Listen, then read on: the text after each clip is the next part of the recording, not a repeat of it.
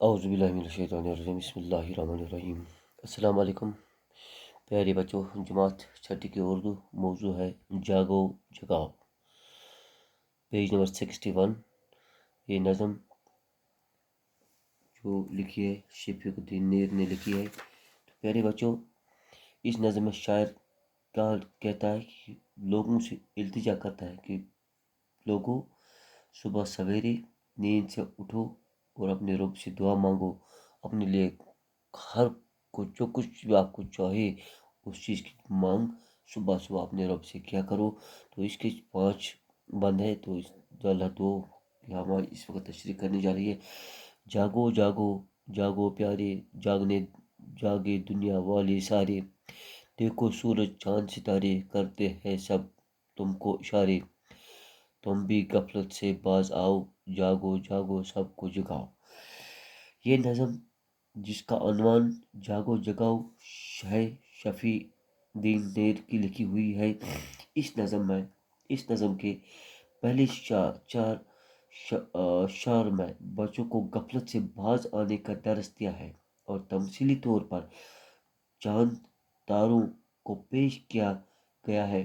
شاعر کہتا ہے کہ اے میرے پیارے، جاگو اور تمہارے ساتھ ساری دنیا جاگے، دیکھو یہ سورج، یہ چاند، ستارے سب جاگ رہے ہیں اور تم کو اشارہ کرتے رہے ہیں۔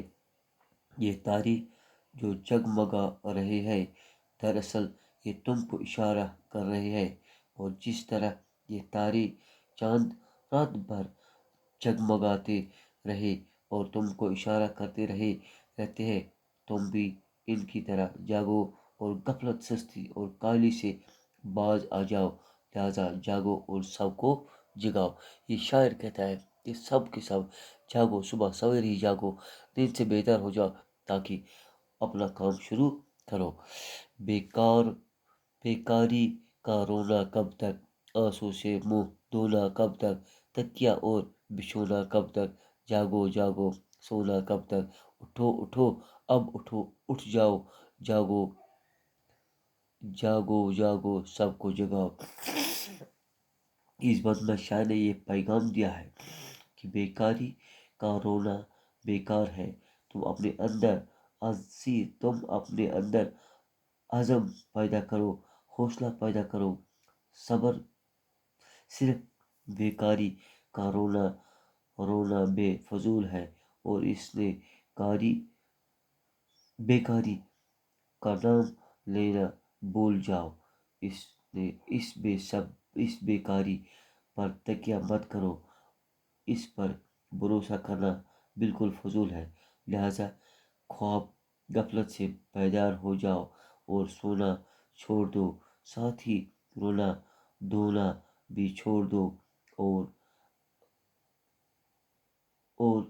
اب اٹھ جاؤ اور جاگو اور ساری دنیا کو جگاؤ۔